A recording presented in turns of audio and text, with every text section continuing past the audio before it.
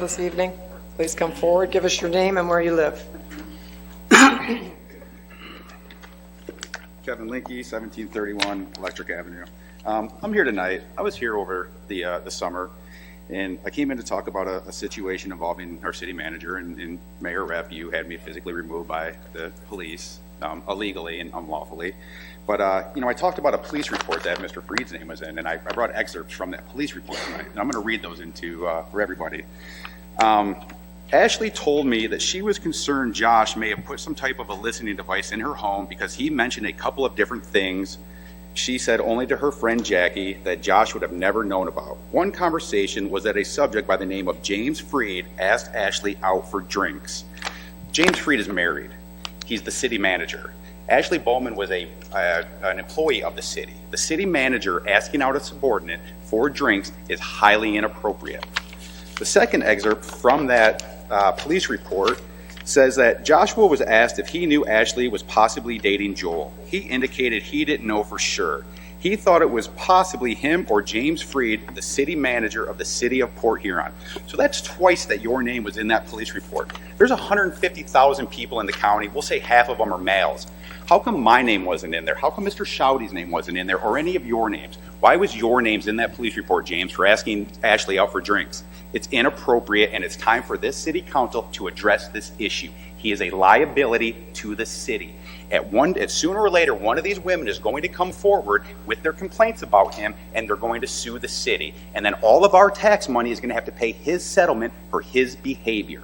You now have the issue of having me removed from the last meeting, and now you've let me talk and say exactly what you wouldn't let me say last time. So you're going to have to square that when the lawsuit gets filed.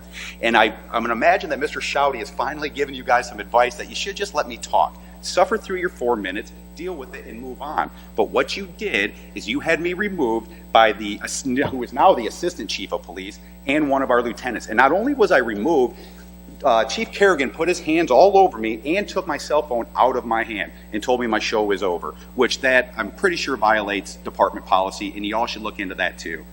You guys don't have to like me. I don't like many of you. I think you are some of the most unethical, dishonest, and just bad people.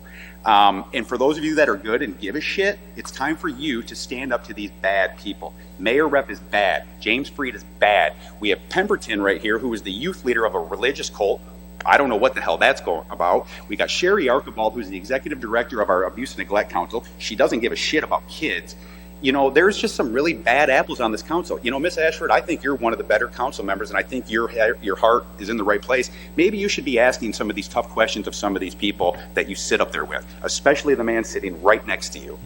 Because, his behavior, and everybody in the city knows how he acts. They all watch him go out, get hammered, and act completely inappropriate and not like a married man. And the thing is, if James wants to hit on just regular people from the community, go for it. The fact that he is in a police report with another city employee is absolute bullshit. And it's time for you all to look into it and address it with him and find out why his name was in there. So I'll see you guys again in 2 weeks, and I'm really glad we could get through these 4 minutes tonight. I really appreciate it. Thank you. Is there anyone else in the audience who wishes to address the city council this evening? Mr. Freed, can you address the issue of the homeless? Yep. First and foremost, I just want to take a moment to say that the statements made about me tonight are false. I never had or pursued a relationship with any member of my staff.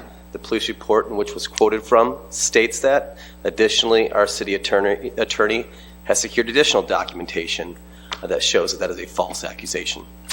As for the homeless shelter, we worked with the coordinating services body of St. Clair County. It's a lot of the nonprofits and community action agency, social workers to work on what we do with the homeless population. There's both the near-term and long-term objectives. In the near term, we had our local homeless shelter shut down. We are unable to obtain that shelter and open it back up. And so what do you do for the coming winter? So the coordinating services body worked together and said, what we're going to do is develop a temporary warming center for the nights just for the next couple months as we work for a more permanent solution. All Nations Church and Operations Transformation stepped forward and said, we would like to do that. In fact, there was several churches throughout the community who are considering doing a type of warming shelter, an overnight shelter for homeless